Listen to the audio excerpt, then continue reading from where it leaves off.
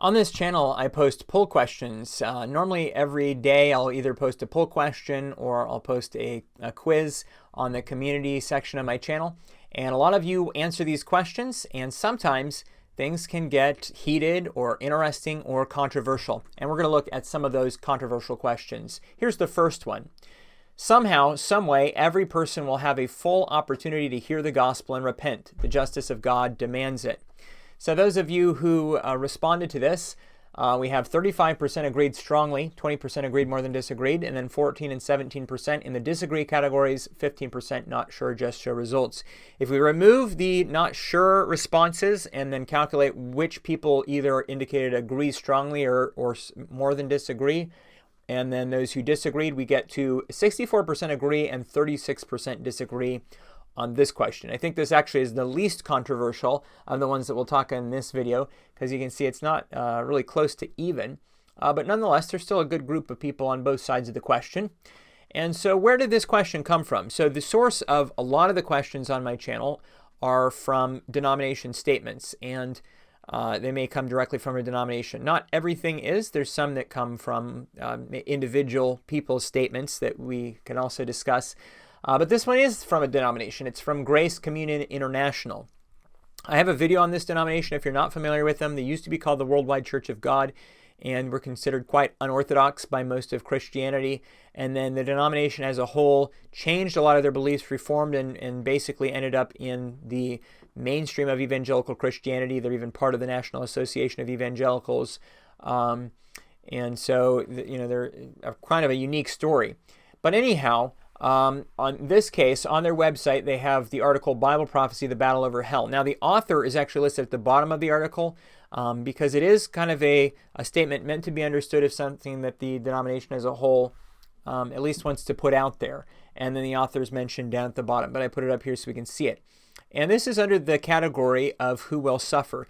Now, I will read the full context here, but remember those who are answering these questions in the polls didn't have that full context. They weren't voting on the way that Grace Communion International views it or in this full context. They were voting on it based on how they understood it to be, based on what they could just see in the limited section that I gave them. But I do think it's good to come later on and say, okay, but how did Grace Communion International mean it originally, at least?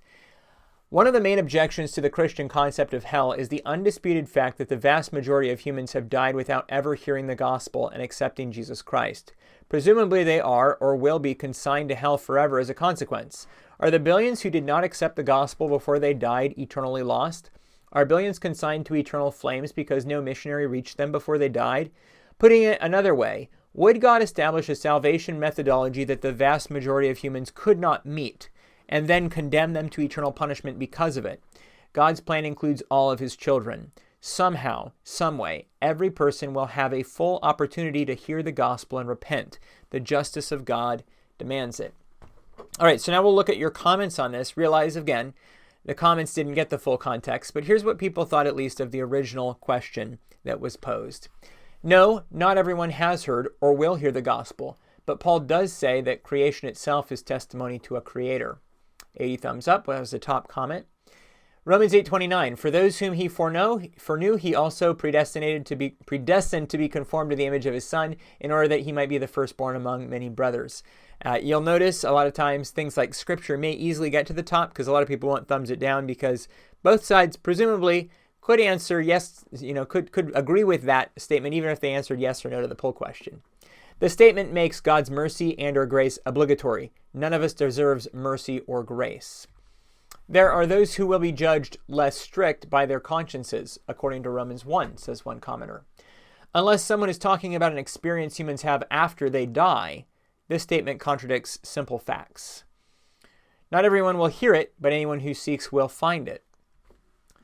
Obviously, not everyone hears the gospel, but Paul says there is no excuse due to general revelation. In the end, no one will be able to say they didn't get a fair deal. He shall have mercy on whom he has mercy.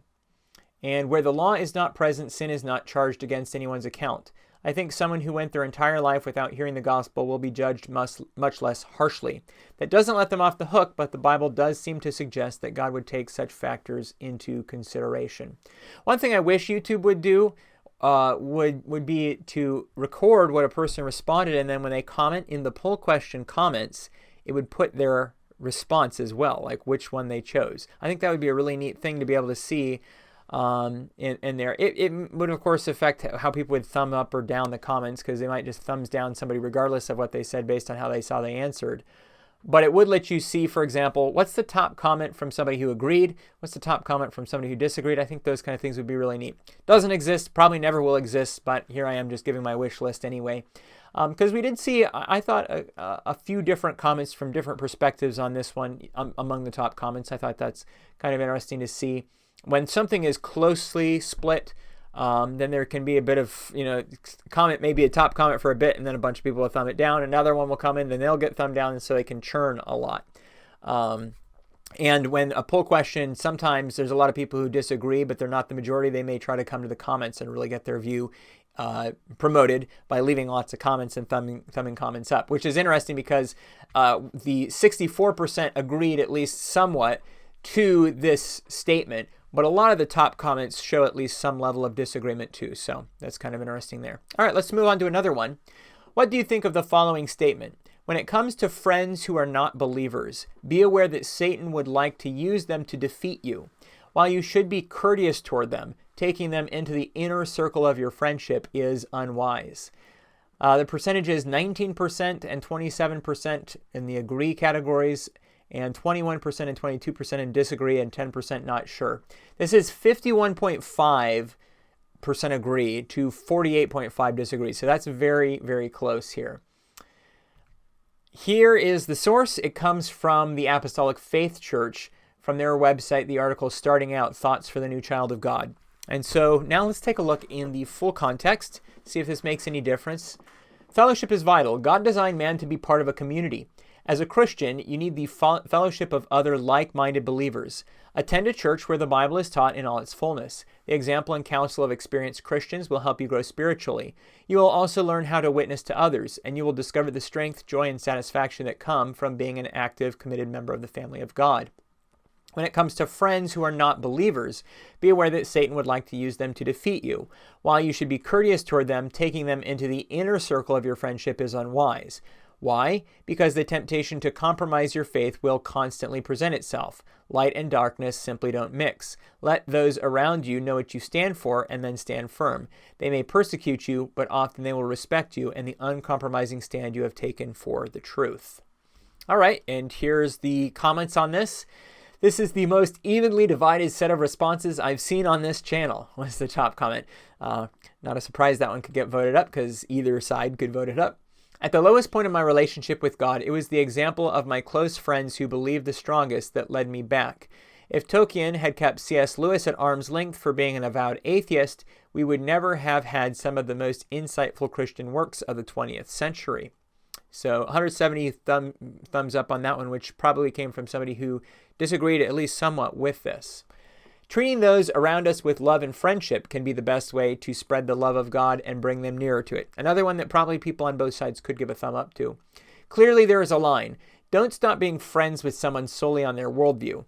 But if their beliefs are making you compromise yours, or they are disrespectful of yours, then it is worth reconsidering.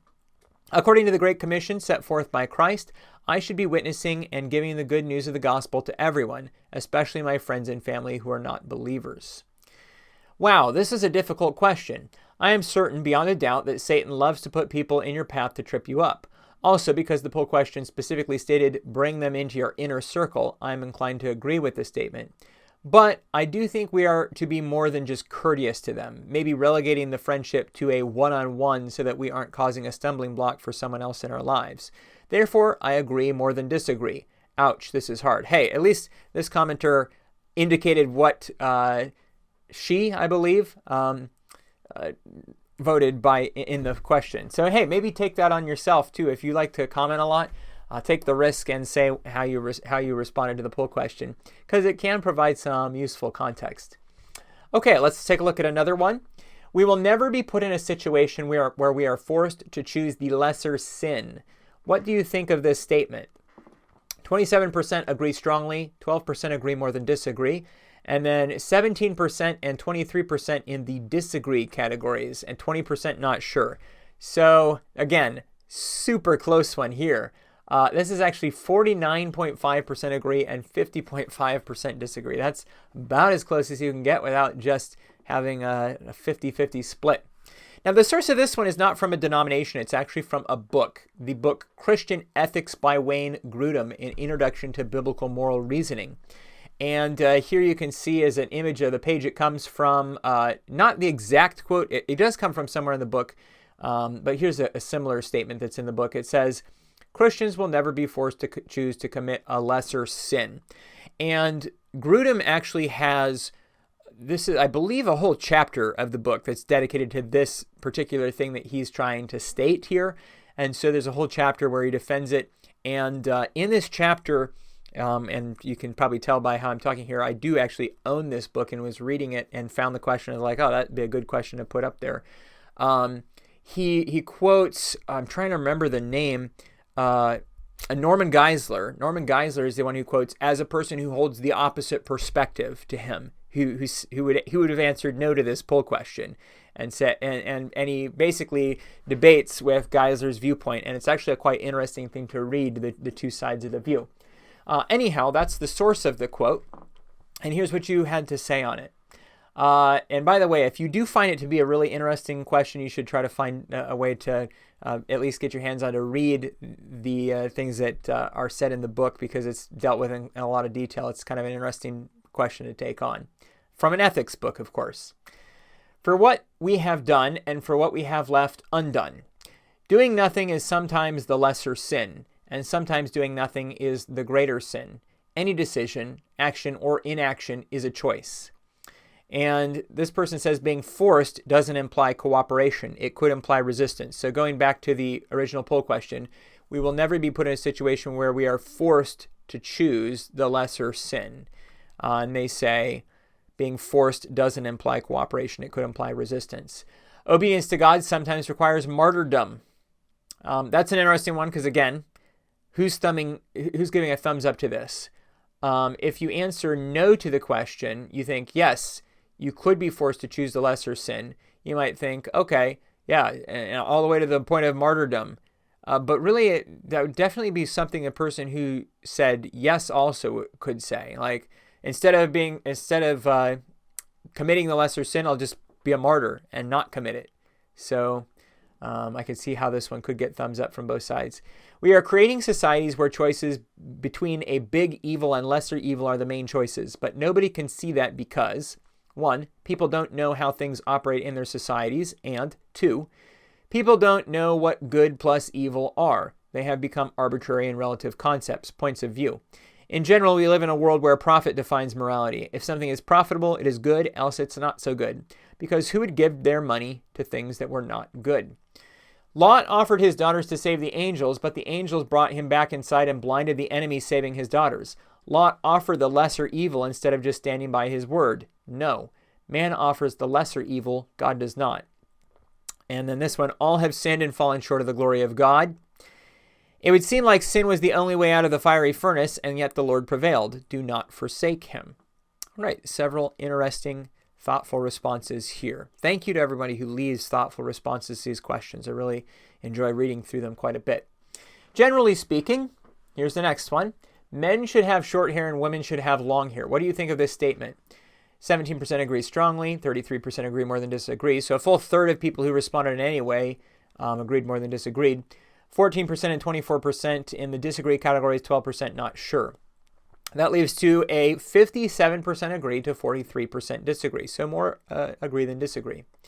The source of this is, so I'll be honest here, I don't think it actually is the Free Presbyterian Church of Scotland. You'll note the statement says, generally speaking, men should have short hair and women should have long hair. I posted the question, actually forgot where I got it from, couldn't find it on a Google search, but I found this one, which is very close. Free Presbyterian Church of Scotland, which says women should have long hair and men should have short hair. My original source that I got it from included the generally speaking, but Free Presbyterian Church of Scotland would agree with this statement. So we'll just go with that as an example. And here's what they have to say on it. Paul's words are clear to everyone who is willing to receive them. Doth not even nature itself teach you that if a man have long hair, it is a shame unto him?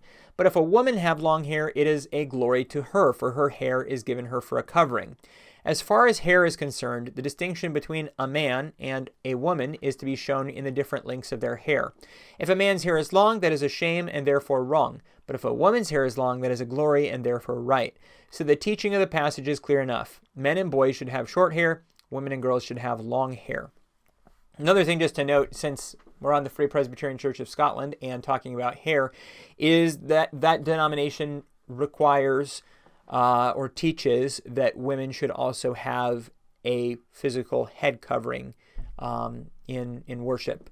Not just their hair, but something that actually covers the head on top of that. Not exactly relevant to this, but it's worth taking note of. I think it's in the same article that this is brought up. So here are your comments. My cousins attended a Catholic boys' school. One of them wanted to grow his hair out, but wasn't allowed by the school's code of conduct. He wrote the headmaster an email signed with a photo of the long-haired crucifixion, meaning crucifix here, hanging as the centerpiece in the school's chapel. All right, so an anecdote often can do well in the comments. Honestly, it doesn't matter to me how long or short someone's hair is. It's much more important that it's clean. Obsessing about how long/short someone's hair is just gives me Warren Jeffs vibes. So I would say both of these top comments are at least a little bit on the not long hair viewpoint, which is interesting because we had 53% agreement, but these two questions are kind of indicating disagreement. But a lot of times when people realize their response is not in the majority, they'll hit the comments harder than the people who just, oh yeah, and I'm in the majority, see you later. You know, the other people feel they got to justify it now, so they go to the comments and control the top comments. I just find that an interesting thing that happens. Short hair for men and long hair for women is a common custom, but certainly not a requirement. Orthodox clergy typically have long hair and long beards, but they're not unsightly because they're well kept. So long as you're grooming yourself and keeping it clean and it actually looks good, grow your hair as long as you want. The definitions of short and long hair in the first century would have been very different than ours today. This question seems to be regards to 1 Corinthians 11, where Paul discusses head coverings. I believe Paul is more concerned with men not covering their heads and women covering their heads than a length of hair. Paul only refers to nature, as in the nature of humans, to make his point. While my family does practice head coverings, I'm far more concerned with people actually hearing the spoken words of the Messiah and living those out. And then this comment. In the comments, who cares? In the poll, 51% agree. And actually, when you discount the people who didn't register your opinion, it's 57% agree. So that's kind of a funny thing that's being noticed here. All right, let's take a look at another one. There are no churches or people who have ever or will ever follow the Bible 100%. We all pick and choose parts of it to believe. What do you think of this statement? 31% agree strongly, 26% agree more than disagree, 13% disagree more than agree, 21% disagree strongly. Only 8% not sure. So, not including not sure, 62.5% agree to 37.5% disagree. And I think, knowing where this comes from, I think this is going to be another example of one of the reasons why I don't tell people where they come from straight away, because I don't think a lot of would get as high a percentage of an agree if they read the full quote where it comes from. The quote of this comes from Reverend Dr. Stephen Owensman. He was a pastor at Calvary United Church of Christ. And from his statement, today's thought, what is a Bible-believing church? Here's his full quote. The Bible is filled with contradictions and so-called God-induced mayhem from beginning to end. It is also filled with inspired, beautiful stories and lessons that could help us change the world if we let them. To treat the Bible like some kind of book of magic that can cure anything is to not take it seriously. There are no churches or people who have ever or will ever follow the Bible 100%. We all pick and choose parts of it to believe. Some of us admit that while others don't. I don't think women should keep silent in church, but I do believe that Jesus cured illnesses. I don't think the world was created in 1 or 6 24-hour days, but I do believe that the greatest commandment is to love one another. All right, so that's the perspective that the original question was coming from. Of course, that's not necessarily the full perspective a person was thinking they were stating if they agreed with just the little section that we quoted in the poll question. A bit challenging to answer since this is 2 claims in one. Everyone falls short of obedience. It doesn't follow that everyone picks and chooses what they want to believe. And just to take note, so let's look again at the question. There are 2 statements here. There are no churches or people who have ever or will ever follow the Bible 100%. We all pick and choose parts of it to believe. And so the person says it's challenging. Now, occasionally I've had people who actually say, I can't answer this. This question is unanswerable because I agree with one and disagree with the other. And the answer to that is, well, then do you agree more than disagree? Or do you disagree more than agree? Etc. Like, you can actually answer. In fact, you could say, do you agree or disagree with the Bible? And there might be people who say, well, I agree with some and disagree with other parts of it. Well, kind of just like this question says. And you can still answer that question then, right? You can still pose an answer even if you don't fully agree with all of it or fully disagree with all of it. And so my thought is, as I put these questions out, even sometimes ones where you can't say, oh, I fully agree with the whole thing or fully disagree, well, that's what the other options are for. So there should be an option anybody should choose. At the very least, you could say, well, and I'm not sure maybe. But I'm nothing against incredulous squash here. I agree. It is a bit challenging to answer. You do have to think carefully. If the two questions you actually agree with one and disagree with the other, okay, how do I weigh it? What response am I going to choose?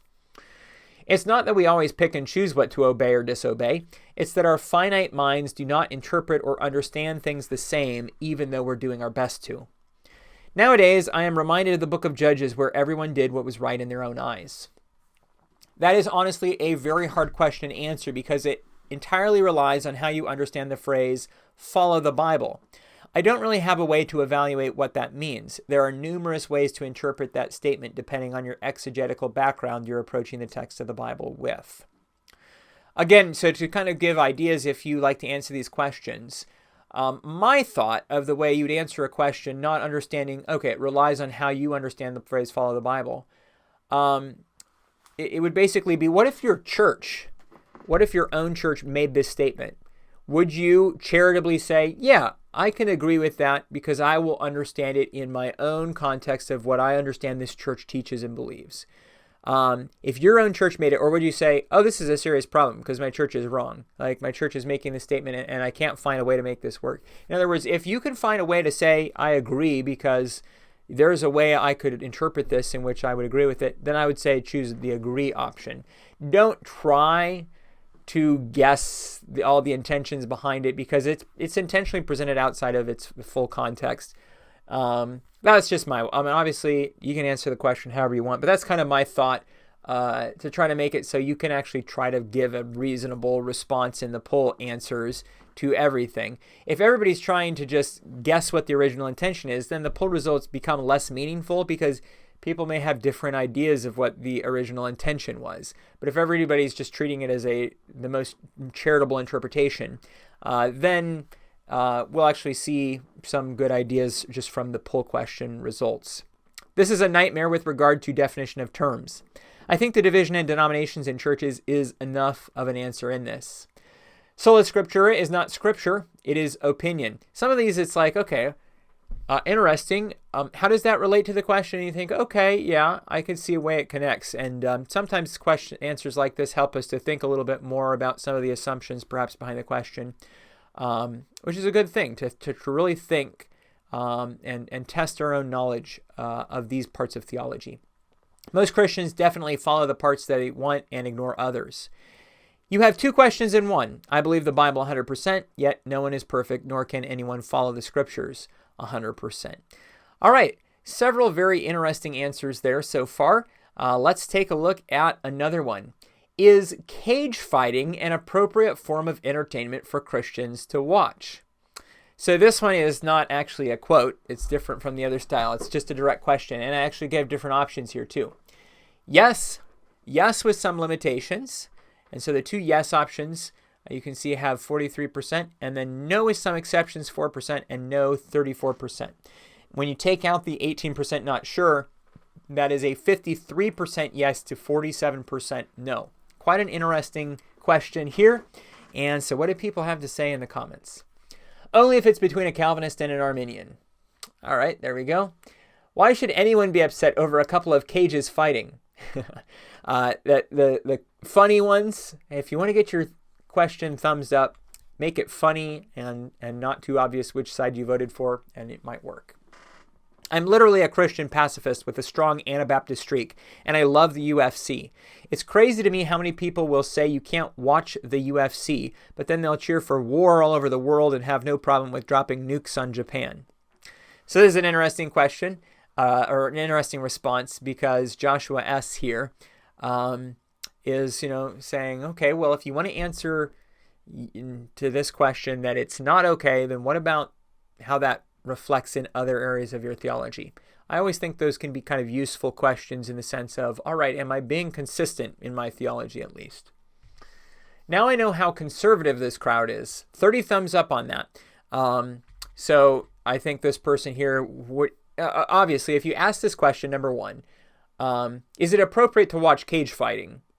Two, and just put that on a poll question on Pew Research to everybody, it would be a very small amount of people that would say yes. I would be inclined to think that maybe it would be fewer than 15% for sure, maybe less than 10% of the U.S. population as a whole.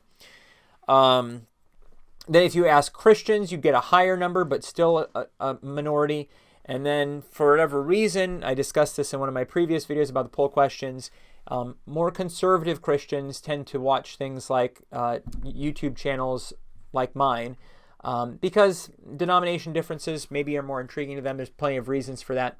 But anyhow, yeah, certainly that something is controversial on Ready to Harvest doesn't mean it's as controversial among Christians as a whole or American Christians as a whole, etc.